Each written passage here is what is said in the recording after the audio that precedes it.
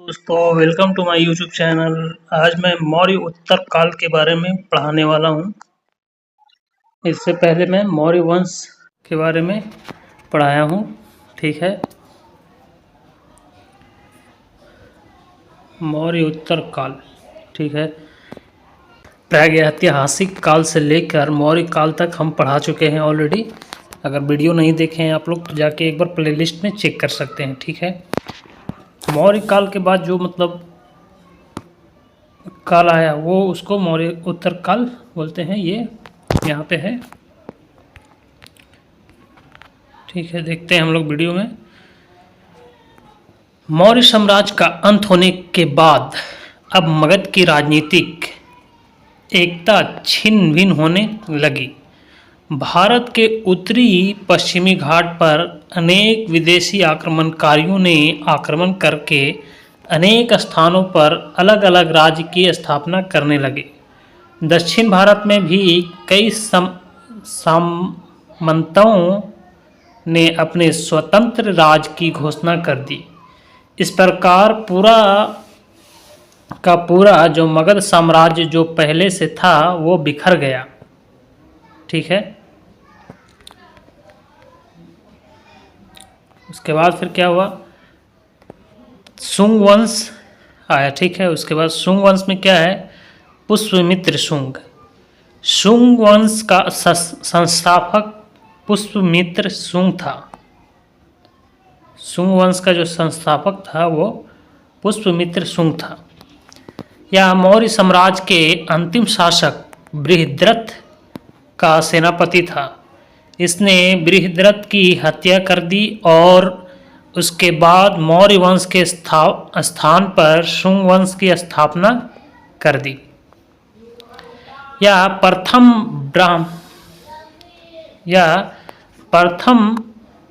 ब्राह्मण राजवंश है जिसने मगध पर पहली बार प्रशासन किया। इसने अपनी राजधानी विदिशा एमपी को बनाया। विदिशा जो है वो एमपी में है, इसको अपनी राजधानी बनाया, ठीक है। बौद्ध ग्रंथों में पुष्यमित्र शुंग को बौद्ध द्रोही कहा जाता है क्योंकि इसने अपने शासनकाल में बहुत से बौद्ध स्तूपों को नष्ट करवाया था। कौन? पुष्यमित्र शुंग ने।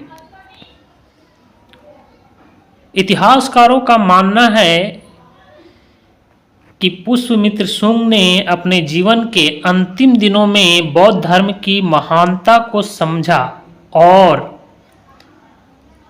उसने बाद में कई स्तूपों का पुनर्निर्माण करवाया। जो स्तूप तोड़ चुका था उसको बाद में बौद्ध धर्म को समझने के बाद वह स्तूप को फिर से बनवा दिया, ठीक है। जिसमें से मध्य प्रदेश का भरहुत स्तूप का पुनर्निर्माण भी पुष्यमित्र शुंग ने करवाया, जो कि पहले लकड़ी का बना हुआ था। इसने इसको पत्थर का करवाया। ये जो था पहले लकड़ी का था, इसको बाद में ये पत्थर का करवा दिया। पुष्यमित्र शुंग ने दो अश्वमेध यज्ञ करवाया जिसके पुरोहित पतंजलि थे। इसके समय बौद्ध पुस्तक जातक ग्रंथ की रचना हुई। बौद्ध ग्रंथ जातक जो है वो किसमें है? बौद्ध ग्रंथ है। और आगमन जो था वो जैन धर्म का ग्रंथ है। पतंजलि ने महाभाष्य लिखा। पाणिनि ने अष्टाध्यायी लिखा। मनु ने मनुस्मृति लिखी। इसके समय 2 यवन विदेशी आक्रमण हुए। दोनों ही यवन आक्रमण के पुष्यमित्र शुंग की विजय हुई। पहले आक्रमण का नेतृत्व डेमेट्रियस ने किया। दूसरे आक्रमण का नेतृत्व में मिनांडर मिलिंद ने किया। पहले कौन किया? डेमेट्रियस और दूसरा मिनांडर या मिलिंद। मिनांडर ने बौद्ध भिक्षुक नागसेन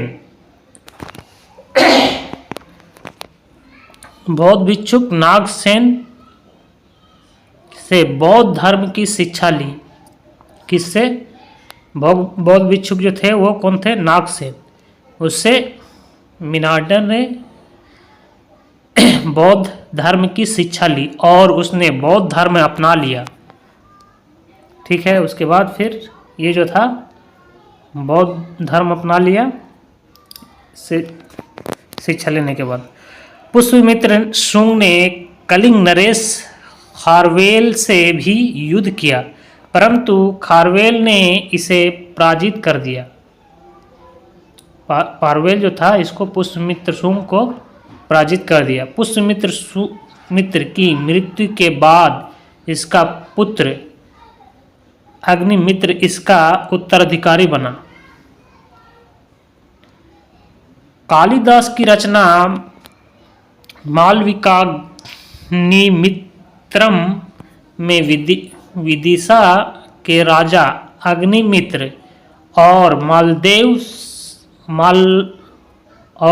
मालव देश की राजकुमारी मालविका, मालव देश की राजकुमारी मालविका के प्रेम प्रसंग की चर्चा है ये बुक में। ठीक है, मालविका मित्रम में। ठीक है, इस वंश का अंतिम शासक से देवभूति हुआ, जिसकी हत्या उसी के मंत्री वसुदेव ने कर दी और कन्नव वंश की स्थापना हुई। जिस प्रकार अंतिम मौर्य शासक बृहद्रथ की हत्या उनके मंत्री पुष्यमित्र शुंग ने की थी और शुंग वंश की स्थापना की थी, उसी प्रकार वसुदेव ने अंतिम शुंग शासक देवभूति की हत्या करके 75 ईसा पूर्व में कन्नव वंश का स्थापना की। ठीक है, कन्नव वंश का संस्थापक वसुदेव था।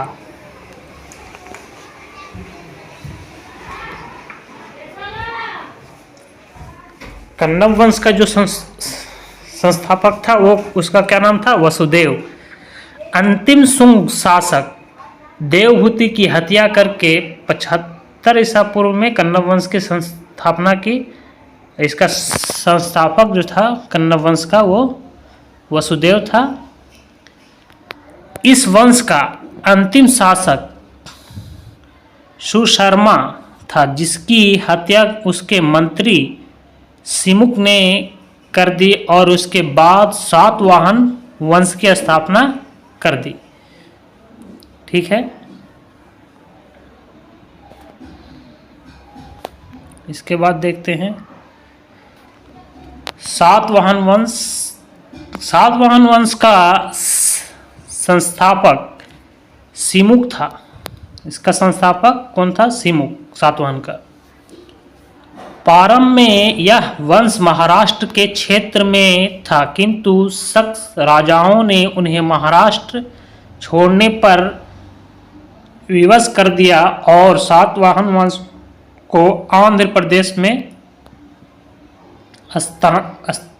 स्थानांतरित होने पड़ा। कहाँ पे? पहले यह महाराष्ट्र में था, ठीक है, ये एरिया में, फिर बाद में आंध्र प्रदेश में आना पड़ा इसको। ठीक है, जिस कारण इन्हें आंध्र सातवाहन भी कहते हैं। इसी के कारण इसको आंध्र सातवाहन कहते हैं। ठीक है, सातवाहन की राजधानी महाराष्ट्र का प्रतिष्ठान थी। सिमुक की मृत्यु के बाद उसका छोटा भाई कृष्णा या कान्हा शासक बना और कान्हा के बाद इसका पुत्र सातकर्णी प्रथम शासक बना। सातकर्णी प्रथम यह सातवाहन वंश का पहला महत्वपूर्ण शासक था। सातकर्णी प्रथम की पत्नी नागनिका का नानाघाट अभिलेख प्राप्त होता है। इसमें सातकर्णी प्रथम की उपलब्धियां बताई गई है। नानाघाट अभिलेख में ही सातकर्णी प्रथम को महान विजेता व महान शासक बताया गया है। नानाघाट अभिलेख में उल्लेख किया मिलता है कि सातकर्णी ने यज्ञ के उपलक्ष्य में ब्राह्मणों को मुद्रा के स्थान पर भूमि दान देना शुरू किया और यह भूमि दान का प्रथम अभिलेख के प्रमाण है। हाल के बारे में देखते हैं। सातवाहन वंश में हाल महानतम शासक था। वह एक बड़ा कवि था तथा कवियों एवं विद्वानों का आश्रयदाता था। हाल ने गाथास्पति का नामक एक काव्य है। एक काव्य की रचना की थी। इसकी भाषा प्रकृति थी। इसकी भाषा जो थी वो क्या थी? प्रकृत भाषा थी। गौतमीपुत्र सातकर्णी सातवाहन वंश का अगला महत्वपूर्ण शासक गौतमीपुत्र सातकर्णी था। इसके समय नासिक के शक शासक नहपान ने इस पर आक्रमण कर दिया, किंतु गौतमीपुत्र सातकर्णी ने उसे पराजित कर दिया। सातकर्णी ने गौतमीपुत्र को नासिक जोगलथम्बी से चांदी के लगभग 8000 सिक्के प्राप्त हुए हैं, जिनमें एक तरफ नहपान तथा दूसरी तरफ गौतमीपुत्र सातकर्णी का नाम है, जिससे पता चला है कि गौतमीपुत्र सातकर्णी ने शक शासक नहपान को हराया था। यज्ञश्री सातकर्णी सातवाहन वंश का अंतिम महत्वपूर्ण राजा था। उसने शकों के विजित क्षेत्र पर पुनः अधिकार कर लिया।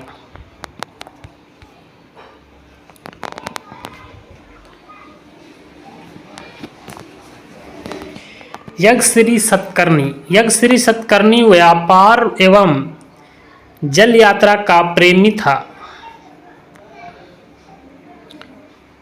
उसके सिक्कों पर जहाज के चित्र बने हुए हैं, जिससे उसकी जल यात्रा एवं व्यापार का पता चलता है। उसके सिक्के आंध्र प्रदेश, महाराष्ट्र, मध्य प्रदेश एवं गुजरात से प्राप्त हुए हैं। यज्ञश्री के मृत्यु के बाद सातवाहनों का साम्राज्य विभाजित हो गया। सातवाहनों का जो साम्राज्य था वो यज्ञश्री के मरने के बाद ये बढ़ गया, ठीक है, जिसका मुख्य कारण विद्रोह एवं केंद्रीय शासन की दुर्बलता थी। सातवाहन वंश का शासकों द्वारा जारी किए सिक्के कौन कौन सा था? चांदी के सिक्के, तांबे के सिक्के, पोटीन घटिया चांदी के सिक्के,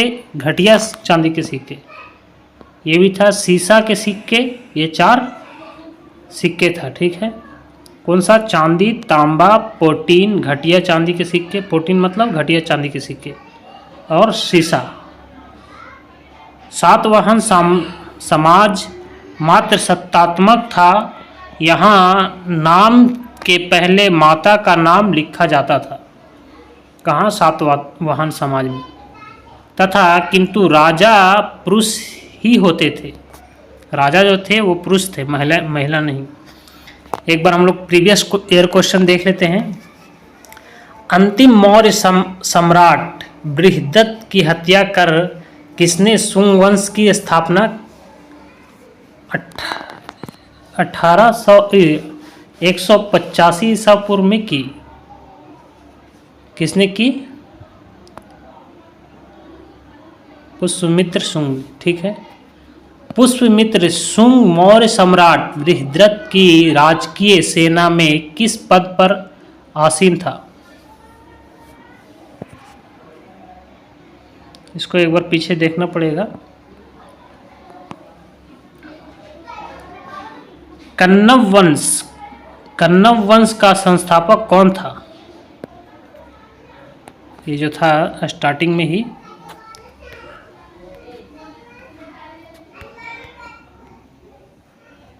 कण्व वंश का संस्थापक जो था वो कौन था? कण्व वंश ये हो गया। इसका बृहद्रथ की हत्या करके पुष्यमित्र शुंग ने कण्व वंश की शुरू किया। ठीक है, तो पुष्यमित्र शुंग होगा इसमें। क्वेश्चन में देखते हैं आंसर, पुष्यमित्र शुंग है।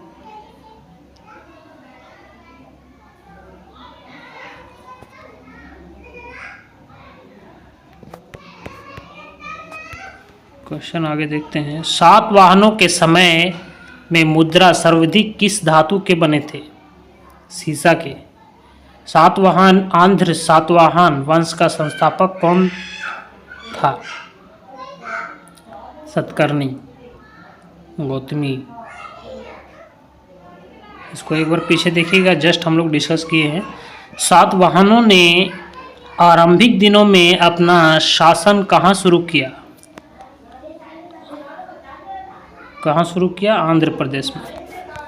पहले महाराष्ट्र में था, बाद में आंध्र प्रदेश हो गया। सातवाहन राज्य की राजधानी कहाँ थी? औरंगाबाद, मथुरा, प्रतिष्ठान। सातवाहन का राजधानी किस सातवाहन नरेश ने गथा सप्तशती नामक महत्वपूर्ण कृति की रचना की? शुंग वंश के बाद किस वंश ने भारत पर राज किया? शुंग वंश था, उसके बाद कौन राज किया? कण्व वंश।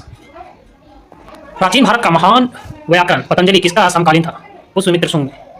प्राचीन काल में कलिंग का महान शासक कौन था? प्राचीन काल में कलिंग का महान शासक कौन था? अजातशत्रु, बिंदुसार, मयूर शर्मा, खारवेल। इन दोनों में से कोई होगा, एक बार पीछे जाकर देख सकते हैं खुद से। ठीक है, आपका रिवीजन भी हो जाएगा। अष्टाध्यायी किसकी रचना है? पनिनी।